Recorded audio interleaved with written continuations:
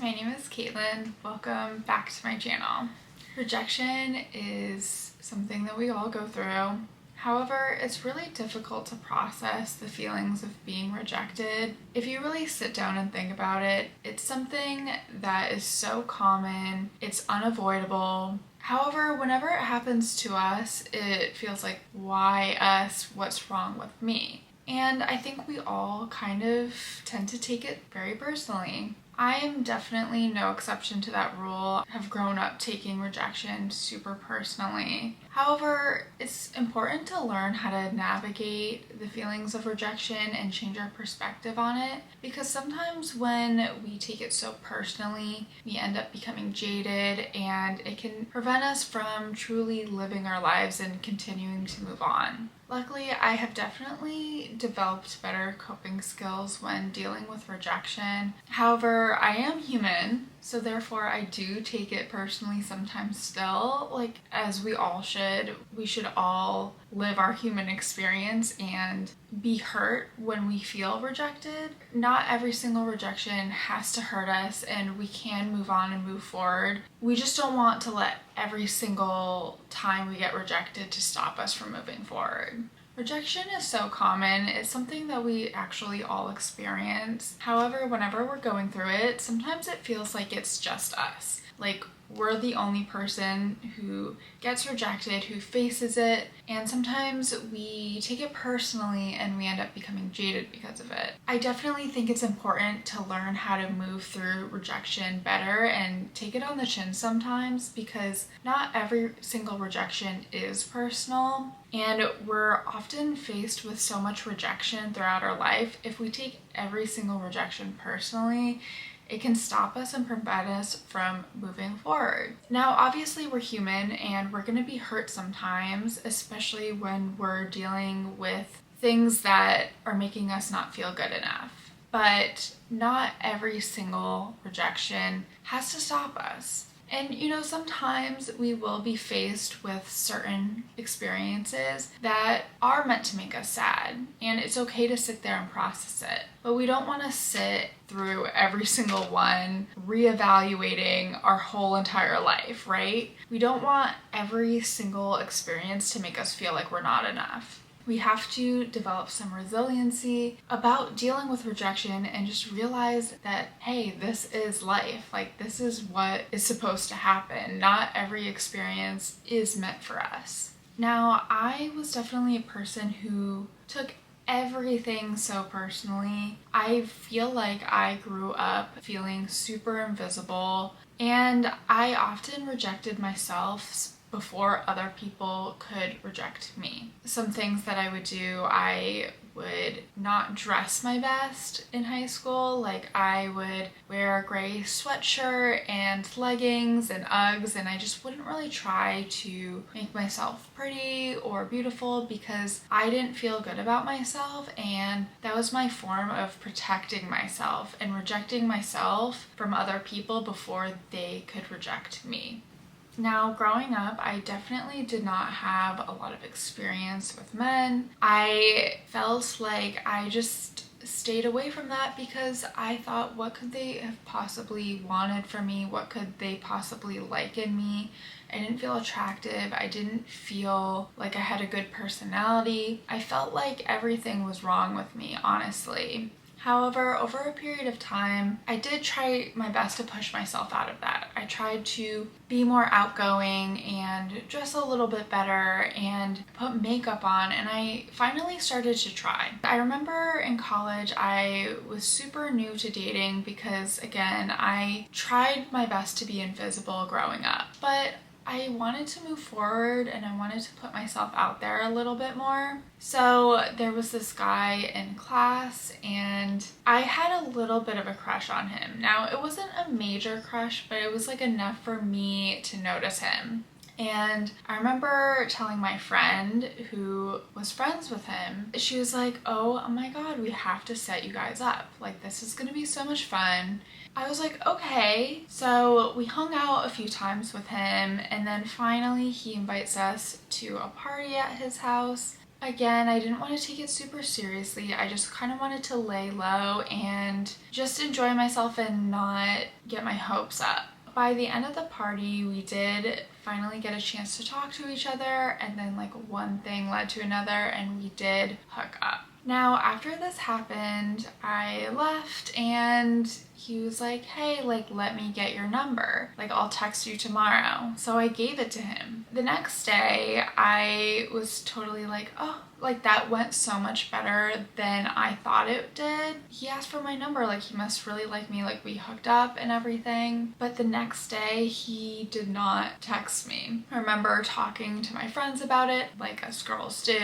And my friend was confused. She was like, I wonder why he didn't text you. That's so weird. And I was like, yeah, it is a little weird. She's like, listen, I'm sure he's just like being weird. Let's try to set you guys up again. So again, we meet him at his house for another party, and the same thing happens. We kind of hook up. The next day, hear nothing from him. But what was weird this time is he actually went to my friend and said, hey, I want to take Caitlin out on a date. Like, I like her. And she told me this, and she's like, I think he's gonna ask you out. But again, nothing. But from my perspective at that time, I didn't have much experience with men, right? So I think that because we hooked up, he must like me. And he said he wanted to take me out on a date. That must mean he likes me. I held on to this for a couple more months because I'm sitting here thinking like, he must like me. He talks highly of me. That must mean something, right? However, like things stayed the same. Like nothing really changed with him. So I was like, okay,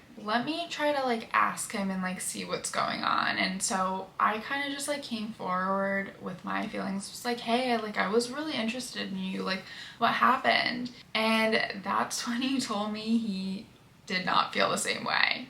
And I was just confused because the way he acted towards me was different than how he felt apparently. And I remember taking this really hard because I think that hooking up with him kind of validated me at that time. It made me feel like, oh, all of the things that I think about myself, not everyone thinks those about me. But when I heard that he didn't feel the same way, it definitely made me question my worth again, because I felt like, well, what did I do? Am I not pretty enough? Am I not funny enough? Am I too nice? I didn't really understand why he didn't like me. Now, it's been like a couple of years since that happened, and I look back at my younger self and I really feel for her because, you know, I didn't have much experience dating, so when all you know is rejection, like it is kind of hard. When I already had this view of myself and then going out for the first time into the world and then just having it reaffirmed back to you, like that's hard. It's hard to move past that. However, I definitely have a totally different perspective of what happened now that I'm older than when I did when I was going through it. Now that I'm older, I can definitely see that me and this guy had no chemistry at all whatsoever. Like I knew within the first 10 seconds of like hooking up with him that this just was not it. It was just awkward and I didn't really like him that much. Now, I know that that sounds confusing because I did say that I had a crush on him, but I think that I just thought he was like kind of cute. Like I didn't really have any strong feelings towards him. I think he had qualities that I admired and that like I wanted myself, but I didn't really like feel a lot for him. There's been other people that I have liked way more than I have ever liked him. And not only that, we had no friendship chemistry, we didn't have like a romantic connection, we didn't really have much in common other than the fact that we had classes together.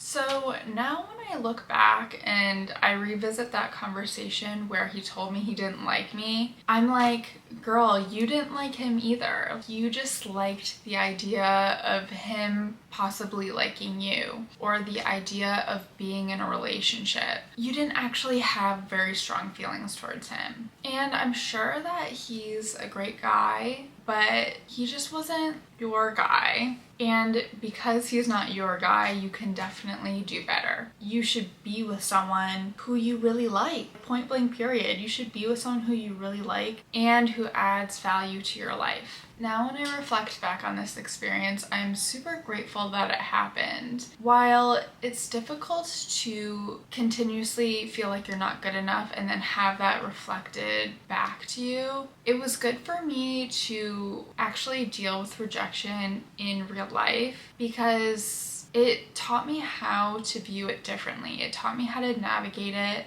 and realize that it's not that personal. I look at it like it was teaching me how to navigate real rejection in real time so I could be stronger and more resilient rather than just searching for validation from other people. Because now when I'm dating, I almost am never thinking about how other people feel about me. I'm first and foremost thinking about how I feel about them. And then after I decide how I feel about them, that's when I'm more considerate of their feelings and I'm like wondering how they feel about me. And I think that's a really important lens to look at it from because listen, if we're going on job interviews and dating and looking for new opportunities in the world, like, yeah, 99% of them are not going to be for you. There's so many people that exist in this world that are just as deserving as opportunities as you are. It really just takes time in finding the right fit for you. And that's why you can't sit there and worry about every single thing that went wrong or didn't work out. Because it's not that you're not good enough, it's that everyone else is also good enough too. And we're all just as deserving for opportunities in dating and career and friends. So it's best to just not take it so personally and to just take it on the chin. And I find that when I do take things on the chin and I just let it go, people respect you a lot more anyways. The right opportunities for you are going to enhance your life. It's worth waiting for the right things to come into your life instead of trying to force something that shouldn't work and try to make it work. Also, getting over things faster helps you to get to where you want to go faster. So the faster that you let go of all the negative feelings and feeling jaded, the faster you get to where you want to go. Staying in those negative feelings and feeling like you're not good enough or feeling jaded only sabotages your chances when you do get something that's meant for you. So at the end of the day, it's best to just stay positive and keep an open mind and keep an open heart. Thanks for watching. Bye!